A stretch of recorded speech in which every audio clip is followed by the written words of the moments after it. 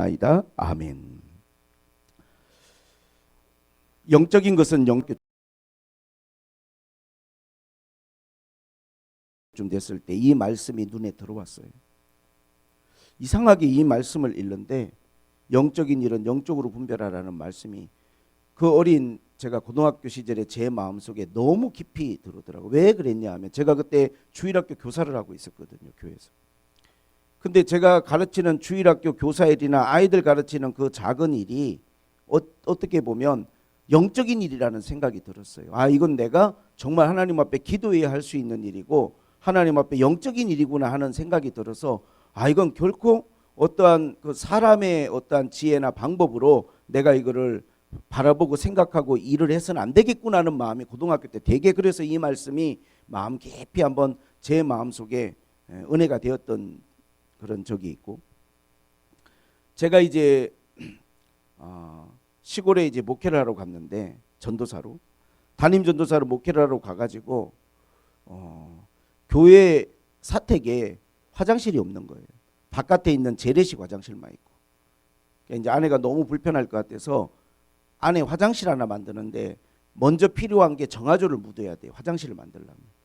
그래서 우리 사택 바로 뒤쪽에 뒷마당에 좀 공간이 있길래 여기다 정화조를 묻어야겠다라고 제가 크게 동그라미를 그리고 삽 들고 갔어요. 그때는 제가 모든 거를 제 힘으로 해야 된다는 생각이 있었어요. 그냥 뭐 단순한 생각, 삽 갖고 파면은 정화조 묻을 수 있겠지 이렇게 생각하고 열심히 팠어요. 하루 종일 팠는데 이게 조그마한 구덩이를 파는 게 아니라 큰 정화조를 묻을 공간을 파는 거라 이게 진도도 안 나가지만 문제는 뒷마당에 쭉 심어져 있는 나무 뿌리가 거기에 땅속에 너무 많아가지고 삽 한 번 뜰 때마다 톱으로 자르고 도끼로 찍고 진행이 안 되는 거예요. 한 이틀 땅 파다 말고 기진맥진해 갖고 3분의 1도 못 팠는데 쓰러져 있는데 막 소나기가 오더라고. 나가보니까 흙이 다 거기 메워져 버렸어. 빗물이. 멘붕이 와가지고 제가 다시 또 삽 들고 나가가지고 톱 들고 나가가지고 정화조를 막 팠어요. 제가 그러고 있는 거를 지나다니는 분들이 보셨나 봐. 참 지혜가 부족한 건지 사람이 참 안쓰러운 건지 그러더니 전화가 왔어요. 저기 목사님, 다니시는 분은 아닌데 예전에 우리 교회를 좀 다니셨대. 제 친구가 작은 포크레인 운영하는데 기사인데 쉬는 날 내가 보낼 테니까 그 혼자 삽 들고 고생하지 마시고 그냥 좀 기다리세요. 그러면 제가 친구 보낼 테니까 포크레인으로 파시는 게 편합니다. 아, 그래요? 알겠습니다. 기다려서 전화가 왔어요. 저 지금 저기 교회 올라가는데 목사님, 전도사님 계십니까? 예, 왔어요. 정말 포크레인으로 딱 가더니 작은 포크레인으로 한 서너 삽 뜨니까 정화조 구덩이가 만들어져 버리더라고요. 제가 그때 이 말씀이 또 생각났어요. 힘으로 되는 게 아니구나. 인생이라고 하는 걸 다 내 힘으로 해결하려고 삽 들고 파서 될 게 아니고 이게 뭔가 도움이 필요하고 이 어떠한 목회라고 하는 게 내가 하나님의 일이라고 하는 게 그냥 내가 사람들한테 잘해주고 애쓰고 노력하면 되는 게 아니라 이건 정말 성령이 도와주셔야 되는 거고 하나님이 하셔야 되는 일이구라는 걸 깊이 제가 그때 마음 깊이 그게 새겨졌어요. 포크레인 끝이더라고요. 서너 삽이면 끝나는 것을 제가 그 삽 들고 몇 날 며칠을 고생했는지 몰라요. 그래서 이 말씀이 제 마음에 깊이 자리를 잡았어요. 우리가 분별하라고 할 때 사실 이 말씀은 원래 그 헬라어는 위조지폐나 가짜 도자기, 가짜를 분별하라는 그런 뜻으로 많이 쓰였어요. 실제로 우리가 살아가면서 우리의 삶 가운데 진짜와 가짜를 분별해야 될 때가 많죠. 그게 물건이든 사람이든 진짜가 있고 가짜가 있거든요. 정말 좋은 사람이 있지만 좋게 다가오지만 실제로는 좋은 사람이 아닌 사람들도 많이 있죠. 그런데 우리가 모든 것들을 잘 분별한다는 게 굉장히 어려운 일입니다. 어른과 아이의 우리가 기준을 이렇게 나눌 때 주로 아이들은 분별을 잘 못해요. 미숙하기도 하지만 생각 훈련이 안 돼 있고 판단력이 부족하고 그렇기 때문에 이 옳고 그름에 대해서 분별을 잘 못해요. 그래서 아이들이 잘 속기도 하고 올바른 판단과 결정을 내리기가 쉽지 않죠. 어른이라고 하는 것은 객관적인 어떤 정보들을 바탕으로 해서 이성과 또 그러한 지혜로 그 상황에 대해서 잘 분별하고 판단할 수 있는 게 어른이지만, 나이를 먹었다고 다 분별력을 갖는 것은 결코 아닙니다. 특별히 우리가 영적인 분별력은 굉장히 중요한 이유가, 우리가 영적인 분별력은 우리의 구원의 문제만 아니라 우리가 이 땅을 살아가면서 수많은 어떠한 선택과 결정에 있어서 그것이 올바른 선택과 결정을 하는데 이 영적 판단력이 너무 중요하게 작용을 해요. 그래서 우리에게 이러한 영적인 분별력들이 분명히 있어야 돼요. 주의해야 되는 것은 뭐냐면, 우리가 너무 이 분별력을 이야기할 때 극단에 빠지면 안 돼요. 하나의 극단은 뭐냐면, 모든 것들을 다 너무나 영적으로만 해석하려고 하는 거예요. 다 귀신의 역사, 또 하나님의 역사, 모든 것을 다. 또 하나의 극단은 뭐냐면, 아예 귀신도 안 믿고 하나님의 역사도 안 믿고 모든 것을 다 사람의 지혜와 인간적인 방법으로만 해결하려고 하는 거예요. 이거 양극단이거든요. 분명히 성경에는 뭐라고 나왔냐 하면, 베드로전서 5장 8절에 마귀는 우는 사자같이 두루다니며 삼킬 자를 찾는다는 거예요. 눈에 보이지 않지만 마귀가 하는 일이 있고, 또 우리의 삶 가운데 개입하고 역사하는 일들이 분명히 있어요. 그래서 우리는 분별해야 돼요. 영적으로. 우리가 오늘 영적인 것을 영적으로 분별하라고 오늘 본문의 말씀에 보니까, 특별히 하나님의 우리가 지혜를 하나님 앞에 가져야 됩니다. 하나님의 지혜가 우리에게 필요해요. 왜냐하면 우리가 예수 그리스도에 관한 지식은 절대로 세상의 학문이나 노력으로 깨닫거나 이해될 수 없는 지식이고, 이건 하나님의 지혜가 필요한 영적인 거예요. 하나님이 우리에게 지혜를 줬을 때만 예수님에 대한 우리 마음에 믿음이 생기고, 하나님의 지혜로만 십자가가 이해되고 우리 인간의 구원이 이해될 수 있는 거예요. 이건 하나님의 지혜예요. 그래서 우리가 항상 구원을 받고 또 다른 사람들의 영혼을 구원하기 위해서는 단지 우리가 사람의 아름다운 말이나 지식으로 다가가는 게 아니라 성령의 도우심을 구하고 영적인 것으로 우리가 다가가고 접근해야 될 분명한, 우리에게는 그 하나님 앞에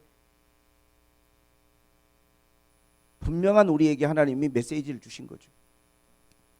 그건 영적인 거예요.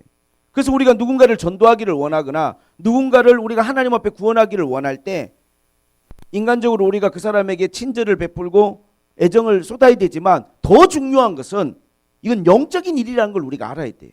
그래서 하나님 앞에 무엇보다 중보기도 해야 되고, 하나님 앞에 그것을 위해서 기도하는 것이 반드시 우리에게 필요하다는 것이죠.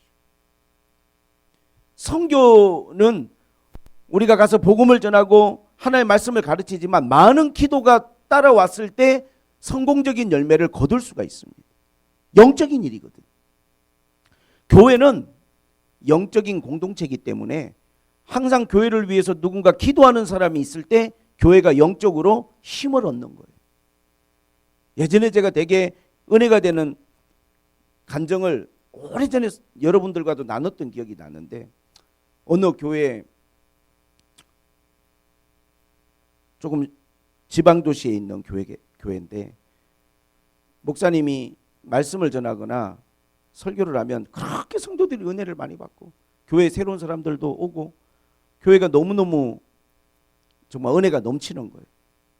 근데 항상 제일 앞자리에 딱 지정석으로 앉아있는, 연세가 80이 넘으신 교회 권사님이 계시는데, 그 자리에 앉아서 항상 일찍 오셔갖고 기도하시는 거예요. 다른 건 못해도. 근데 이제 목사님은 그냥 그분의 존재의 가치나 그분의 어떤 그 기도의 무게를 그렇게 대단히 크게 생각한 게 아니라, 연세도 많으시고 시간도 많으시니까 아이 우리 권사님 오늘도 오셨네요. 그런 정도로 생각을 했어. 그러다 권사님이 어느 날 이제 몸도 아프고 나이도 먹어가니까 자녀들 있는 곳으로 가야 될 것 같다. 그러니까 목사님이 그렇게 많이 안타까워하지 않으시고 물론 성도가 떠나니까 그렇긴 했지만 연세도 많으시고 다 이해한다고 잘 가시라고 가벼운 마음으로 보내드렸어요. 그리고 난 다음에 목사님이 똑같이 설교를 하고 목회를 하는데 이상하게 예전처럼 영역이 이게 강하지가 않고 뭔가 이렇게 은혜가 나타나지 않고 뭔가 교회 안에 영적 분위기들이 자꾸 예전 같지가 않고 조금씩 침체되는 걸 느꼈어요. 너무 괴로우신 거예요. 뭐가 문제지? 아무 문제 없는 것 같은데. 그래서 목사님이 하나님 앞에 기도하는데 하나님이 딱 지혜를 주시는데 하나님의 지혜로 본 게 뭐냐? 기도하는 권사님. 그 권사님의 기도 소리가 들렸어요. 그 권사님이 거기 매일 교회 와서 기도했던 기도의 내용이 깜짝 놀랄 것은 자녀들을 위한 기도가 아니고 항상 교회와 목사님의 설교를 위한 기도였던 거예요. 어느 누구도 그렇게 그 예배와 목사님의 메시지와 그 교회를 위해서 그렇게 하루도 빼놓지 않고 간절한 마음으로 기도하는 분이 없는데 그 권사님은 그 공동체에 소속되어 있는 동안 항상 알아듣지도 못하는 말로 그렇게 혼자 교회를 위해서 기도하고 계셨던 거예요. 그제서야 목사님이 그분이 계실 때도 그 존재감을 몰랐고 그분이 떠나실 때 붙잡을 수 있을 만큼 붙잡고 매달리고 어쩔 수 없이 가시더라도 그분의 그 기도를 대신할 만한 뭔가가 필요하다는 것을 그때 알았어야 되는데 너무 그런 것들을 알지 못했던 자기 자신이 너무 가슴 아프고 하나님 앞에 회개하게 됐다고. 제가 그 이야기를 듣고 참 은혜가 됐어요. 우리가 하는 일들이 영적인 일이죠. 그냥 사람의 일이 아니에요. 그렇기 때문에 우리는 영적인 일들을 할 때 영적으로 다가가야 되고 반드시 하나님 앞에 기도해야 됩니다. 그리고 하나님 앞에 그것을 영적인 눈으로 바라봐야 하나님의 역사가 일어나는 거예요. 성령이 역사하시는 거죠. 때로는 우리의 삶의 문제에도 영적인 것들이 너무 많아요. 몸이 아프다. 아까 말한 것처럼 너무 지나친 극단적인 해석은 우리가 경계해야 됩니다. 모든 병이 다 죄의 문제는 아니고 그렇다고 또 모든 병이 다 단순한 질병의 문제는 아니에요. 한 중풍병자를 네 사람이 메고 예수님께 왔을 때 주님은 그 중풍병자를 향하여 네 죄사함을 받았다고 말씀하셨어요. 사람들이 깜짝 놀랐습니다. 아니 병든 자가 왔는데 뭐 나으라고 한다든지 중풍병에 대한 이야기를 해야 되는데 느닷없이 뜬금없이 왜 죄에 대한 이야기를 하시나? 왜 그러셨을까요? 그 병은 단지 병의 문제가 아니고 그 사람 안에 막혀있는 죄의 문제가 있는 거예요. 보이지 않는 근원적인 원인이 있는 거예요. 죄의 문제를 용서하시고 죄의 문제를 주님이 사하여 주시니까 육의 문제는 그 자리에서 해결이 됐어요. 영과 육이 이렇게 연결되어 있는 거거든요. 지나친 여러 번 우리가 해석은 제가 경계하라고 말씀드렸습니다. 그럼에도 불구하고 야고보서 5장을 보면 너희 중에 고난당하는 자가 있느냐? 기도할 것이요. 너희 중에 병든 자가 있느냐? 교회 장로를 청하여 기도할 것이요. 기도하라는 거예요. 왜? 우리가 힘든 일들을 만났을 때 이거는 육신적인 어떠한 돈의 문제야 아니면 우리가 요즘 너무 스트레스가 많아서 그런 거야. 그렇게만 접근할 게 아니라는 거예요. 사람들은 우울함이나 또 조울증이나 공황장애나 이런 것들을 단지 정서의 문제로만 생각하지만 상당히 영적인 것과 밀접하게 연관이 돼 있습니다. 연관이 돼 있어요. 그래서 사실은 영적인 관점으로 우리가 바라보면 힘들고 어려울 때 원인을 우리가 어디서 찾아야 되냐면 하나님 앞에 기도해야겠다라고 하는 마음을 느껴야 되는 거예요. 저는 오늘 예배를 인도하시면서 그 멘트에 깜짝 놀랐어요. 왜 내가 나이를 먹어가면서 점점점 약해지지? 몸도 약해지고 심지어 마음까지 약해지지? 노화의 증상이구나 이렇게 생각할 수도 있지만 내가 하나님 앞에 기도가 부족하고 기도의 힘이 약해졌구나. 그러한 것들을 본인이 깨닫고 느꼈다는 게 저는 너무 하나님 앞에 감사한 거예요. 그걸 영적으로 바라볼 수 있는 우리에게는 그러한 지혜가 필요해요. 이게 하나님의 지혜예요. 우리의 삶의 모든 영역에 사실은 단순히 그것이 육신의 일이 아니고 영적인 것이라는 걸 우리가 하나님 앞에 볼 수 있는 하나님 앞에 지혜를 가져야 됩니다. 그 영화 중에 관상이라는 예전에 영화 송강호 씨가 주연을 맡았던 영화가 있죠.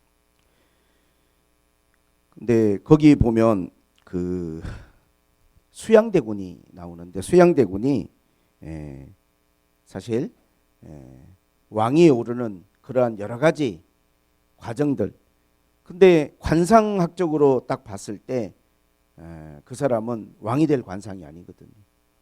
그래서 김내경이라고 하는 당대 최고의 관상가는 그걸 정확하게 봤어요. 왕이 될 관상이 아니다. 그래서 그 사람을 지지하지 않고 그런데 문제는 뭐냐면 결국은 수양대군이 왕이 됐어요. 그 영화의 가장 중요한 핵심 포인트는 마지막 장면이에요. 이 김내경이라는 사람이 바닷가에서 모든 걸 다 잃어버렸어요. 아들의 눈도 멀어버리고 자기의 모든 걸 다 잃어버리고 바닷가에서 수양대군을 도왔던 한명회라는 사람을 만나서 이 말을 해요. 나는 평생 동안 바다를 바라보면서 파도만 바라보고 살았다. 단편적인 사람들의 얼굴의 관상은 정확하게 100% 맞춰요.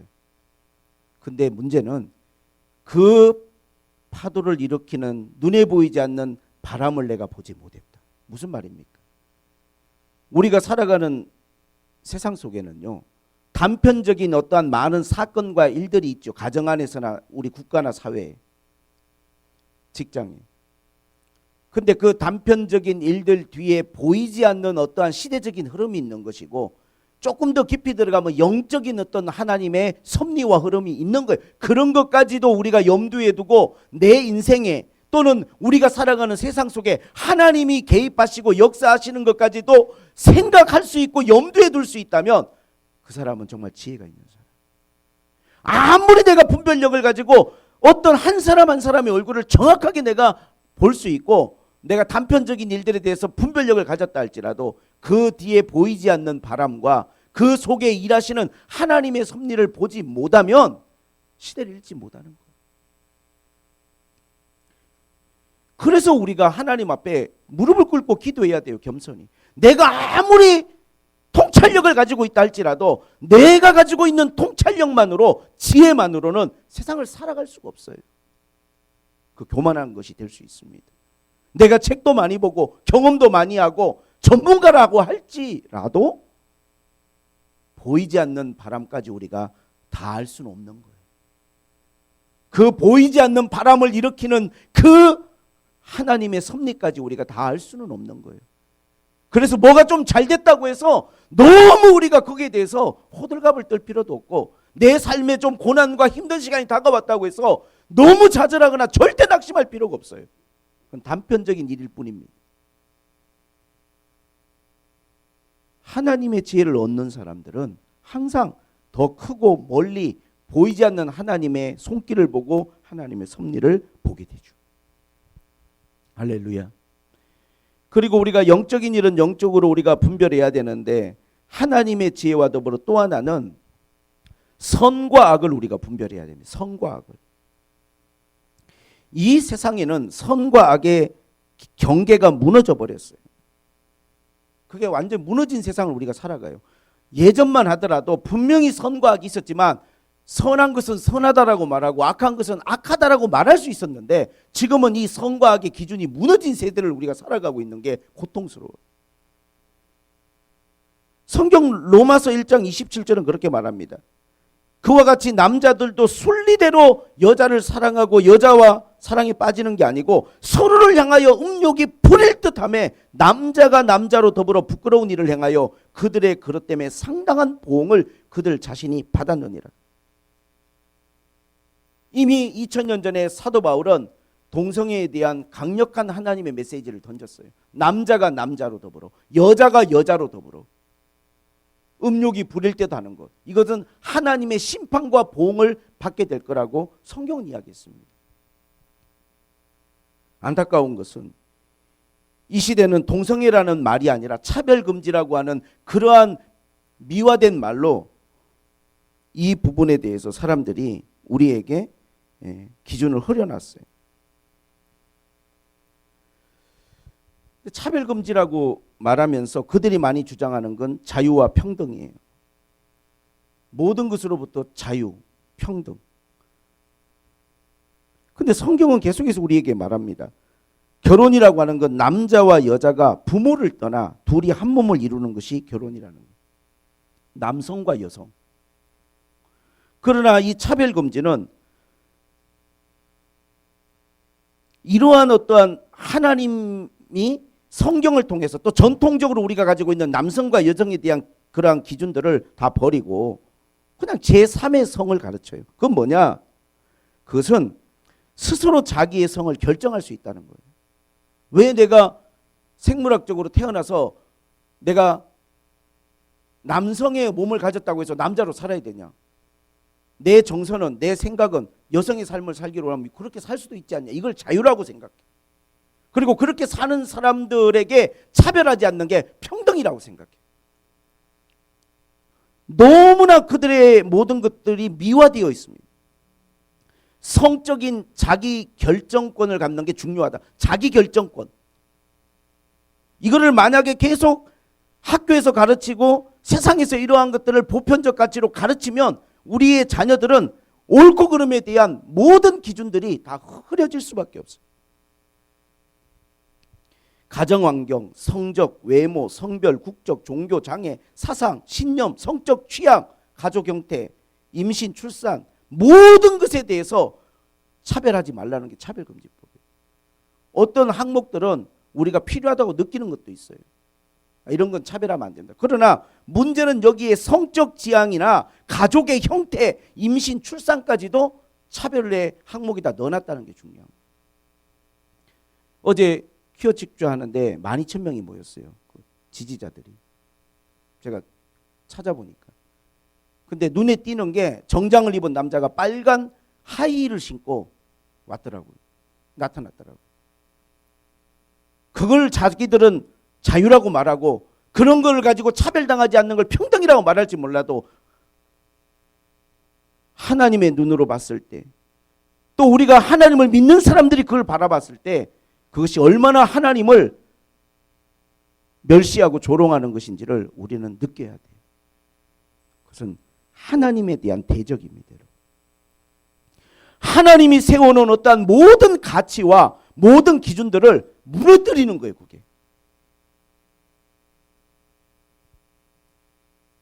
진정한 자유라고 하는 것은 우리의 육신의 욕구나 욕망에 끌려가는 것이 아니고 내 마음에 정말로 진리와 의와 그러한 것들을 따라 죄에 끌려가지 않는 게 그게 자유예요. 욕망에 끌려가는 게 자유가 아닙니다. 내 육신이 하고 싶은 것들을 하는 게 자유가 아니라 내 육신이 하고자 하는 것인데 합당하지 않은 것을 멈출 수 있는 게 자유예요. 그게 성경이 말하는 자유. 죄에서 자유로워져야 돼요. 욕망에서 자유로워지는 게 아니라 내가 하고 싶은 것에서 자유로워지는 게 아니라. 참 개탄스러운 것은 우리나라에 12,000명 모였다는데 이스라엘에는 텔아비브에 17만 명이 모였어요. 퀴어 축제하는데. 그 하나님의 나라라고 하는 하나님의 백성이라고 하는 이스라엘은 지금 전 세계에서 퀴어 축제의 가장 중요한 장소가 되어버렸습니다. 어쩌다가 이렇게 이 모든 것들이 세상으로 들어왔을까요? 중요한 것은 저는 그렇게 생각합니다. 이 또한 눈에 보이는 단편적인 것들이에요. 이 뒤에는 보이지 않는 바람이 일어나고 있습니다. 마지막 때가 된 거예요, 여러분. 선과 악의 기준이 무너지고 경계가 무너지고 있어요. 하나님의 말씀의 진리들이 무너져 가고 있다고요, 지금. 심판의 때가 가까워오는 거예요, 여러분. 우리는 눈을 들어서 하나님 바라봐야 돼요. 우리 구원의 때가 가까웠어요. 우리가 살아가면서 하나님 앞에 이러한 분별이 너무나 중요하죠. 에스겔 44장 23절에 보면 내 백성에게 거룩한 것과 속된 것을 구별하여 가르치며 부정한 것과 정한 것을 분별하게 할 것이라 그랬어요. 하나님의 백성들에게 하나님이 주시는 것은 항상 뭘 가르쳐야 되냐면 거룩한 게 뭐고 속된 게 뭔지 부정한 것이 뭐고 정한 것이 뭔지를 가르쳐 줘야 돼요. 우리는 우리 자녀들에게 그걸 가르쳐야 됩니다. 미화되어 있지만 그러한 것들이 하나님 앞에 부정한 것이고 거룩하지 않고 잘못된 것이라는 걸 우리가 말해주는 것이 이 시대의 교회와 또 가정의 부모님들의 역할이라고 생각이 됩니다. 가르쳐줘야 돼요. 그것은 악이고 심각한 하나님에 대한 도전이고 죄입니다. 그래서 우리가 하나님 앞에 이러한 일들을 우리가 바라볼 때 적극적인 목소리도 내야 되지만 또 한편으로는 우리가 진짜 이것을 하나님 앞에 기도의 제목으로도 삼아야 돼요. 정말 주님의 때가 가까웠다니까요, 여러분. 소돔 고모라 성이 죄악으로 물들어가지고 동성애로 물들어가지고 심판당할 때 의인 10사람이 없어서 망했어요, 여러분. 나와 여러분이 하나님 편에 서 있는 거룩한 것과 부정한 것을 구별하고 하나님 앞에서 속된 것과 하나님 앞에 정한 것을 분별하여 가르칠 수 있는 하나님이 지혜를 나와 여러분들에게 주실 수 있기를 주님의 이름으로 축복을 드립니다. 그리고 우리가 하나님 앞에서 또 분별해야 될 게 뭐냐 하면 거짓과 참을 진짜를 분별해야 됩니다. 지금 세상에는요, 악과 선만이 아니라 거짓과 진짜가 다 섞여 있어요. 검색을 한번 해보세요. 뭘 검색하시든지 간에 여러분이 검색해서 보는 정보들 중에 너무나 많은 게 가짜가 많고 미끼가 많고 유혹이 많고 실제로 영적으로는 이단들이 올려놓은 글들이요, 정말로 어떠한 주님을 사랑하는 진리 안에 있는 사람들이 올려놓은 것보다 비교도 안 될 정도로 많아요. 많은 사람들이 막 너무 은혜 받았다고 글을 캡처하고 뭐 찬양을 찾고 하는데요, 이단들이 만들어 놓고 올려놓은 정보들이 그냥 홍수처럼 그냥 온라인상에 퍼져 있습니다. 검색하면. 분별을 어떻게 합니까? 알 길이 없어요. 쉽지 않습니다, 여러분. 정보도 마찬가지죠. 근데 이런 것들을 분별하지 않고 살다 보면요, 결국은 내가 다 당하는 거예요. 내가 다 당하는 겁니다. 뭐 진품 명품 이런 거를 분별하는 것은 그냥 내가 가짜를 사가지고 손실을 입은 걸로 끝나고 위조지폐를 분별하지 못하면 가짜 돈이잖아요. 이거는 가치가 없는 건데 가치를 부여하면 내가 안 되겠죠. 근데 문제는 거짓 영을 분별할 수 있어야 돼요. 영이라고 다 우리가 하나님 앞에 믿을 수 없는 거죠. 요한일서 4장 1절에 그랬습니다. 사랑하는 자들아, 영을 다 믿지 말고 오직 영이 하나님께 속하였나 분별하라. 왜? 세상에 거짓 선지자가 많이 나왔습니다.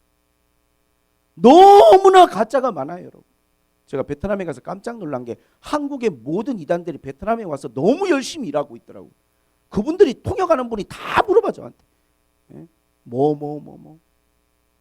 근데 영향력이 얼마나 큰지 어떤 상가를 가지고 있는 분이 그 이단한테 미혹돼 가지고 상가 건물 전체를 거기 예배당과 모임 장소로 제공했다는 거예요.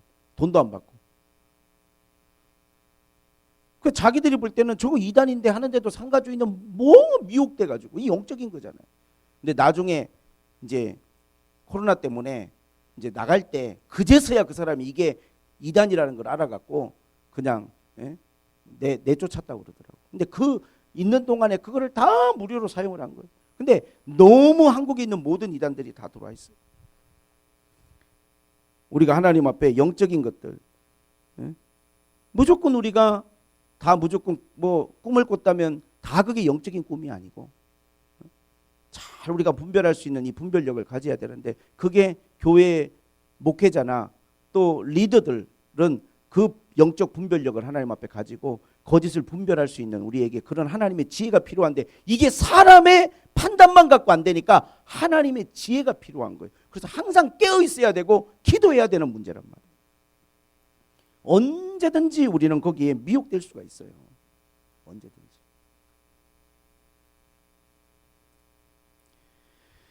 여러분, 사람도 분별할 수 있어야 돼요. 정말 좋은 사람같이 나에게 다가오지만 나중에 정말 내 삶에 고통을 주는 사람들이 얼마든지 있어요. 그거 분별하기 쉽지가 않죠.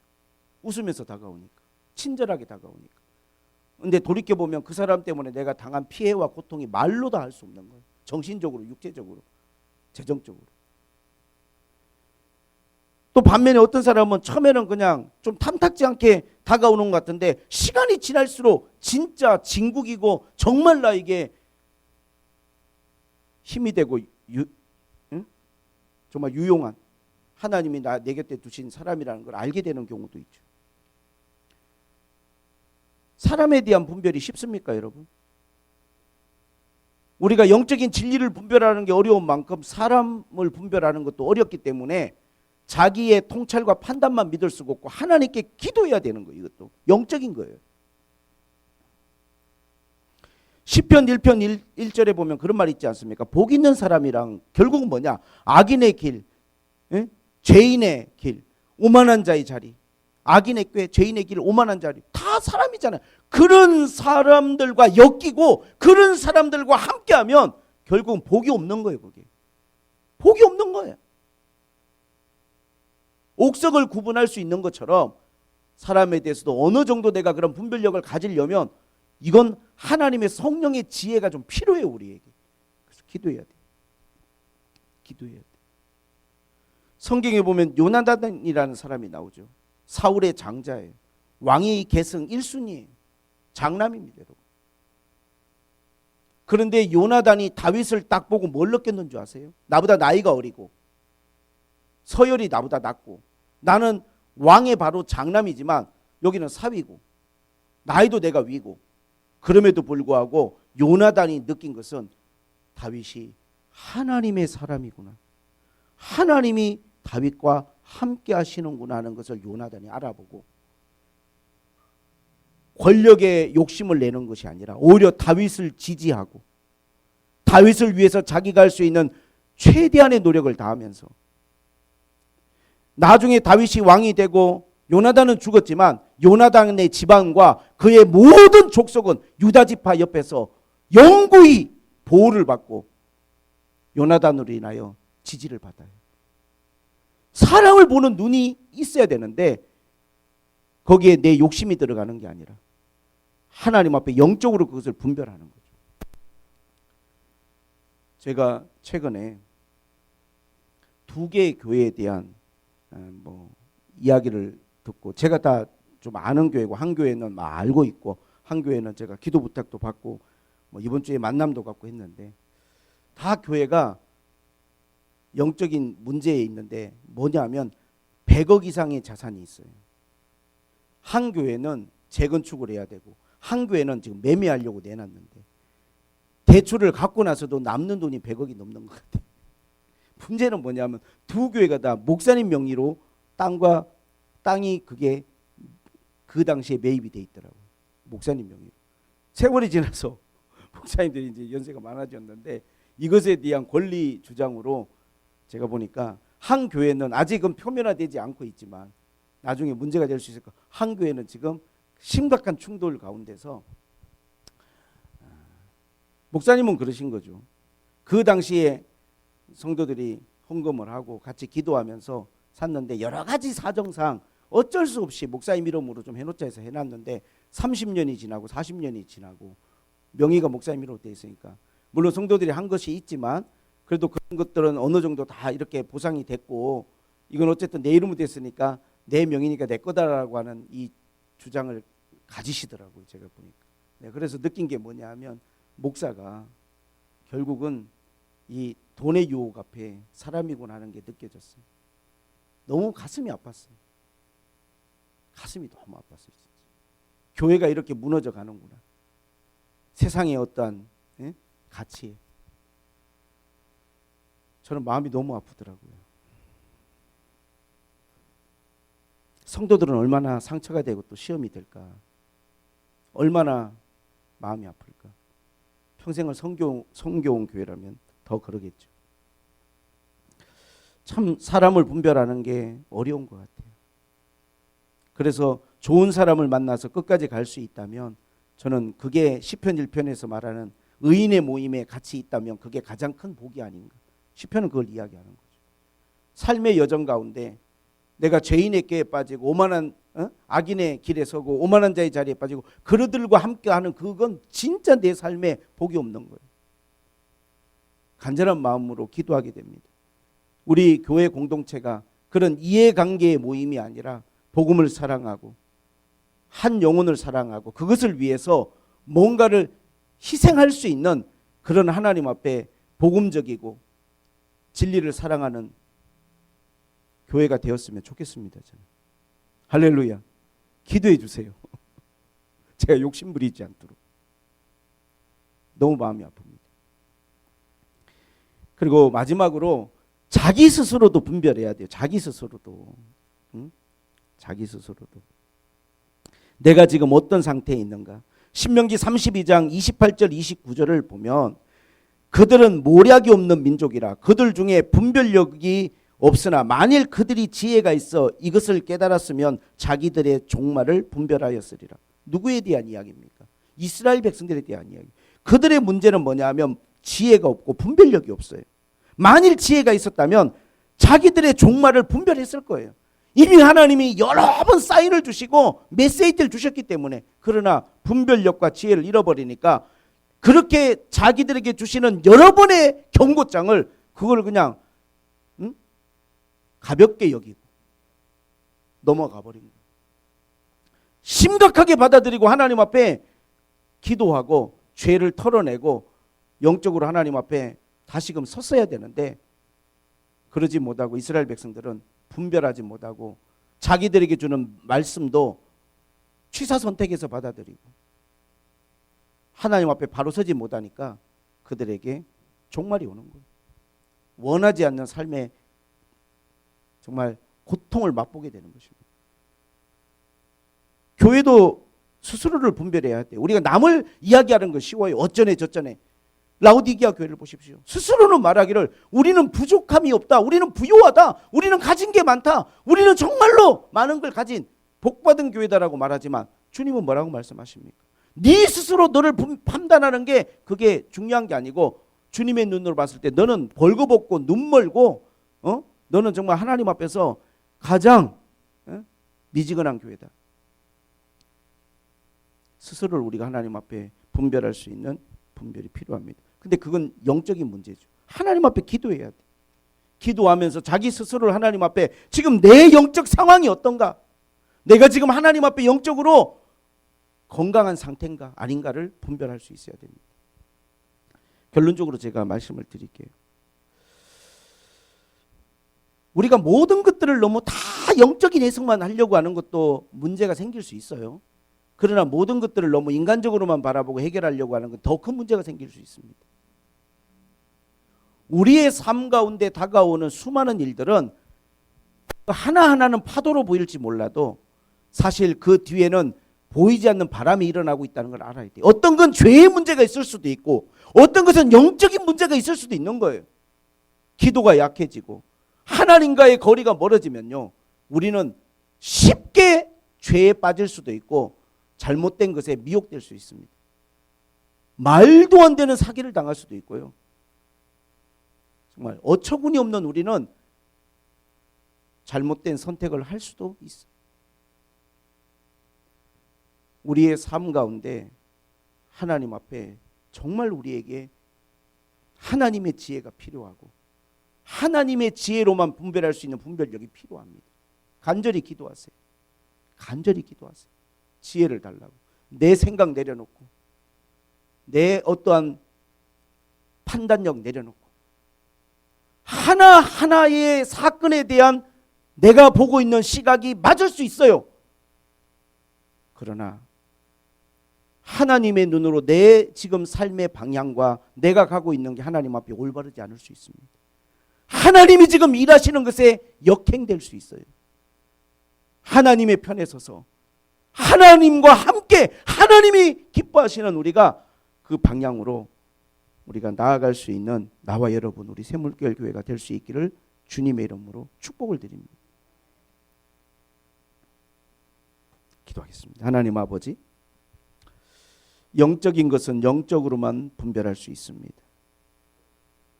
육에 속한 사람들은 이러한 것들을 들으려고도 하지 않고 받을 수도 없고 믿지도 않습니다. 왜냐하면 그들에게는 영적인 세계가 없기 때문입니다. 하지만 우리는 하나님 앞에 거듭난 사람이고 구원받은 사람이니 이제 우리는 영적인 것을 영적으로 분별하고자 하는 그런 믿음을 갖게 하여 주시옵소서. 예수님의 이름으로 기도하옵나이다.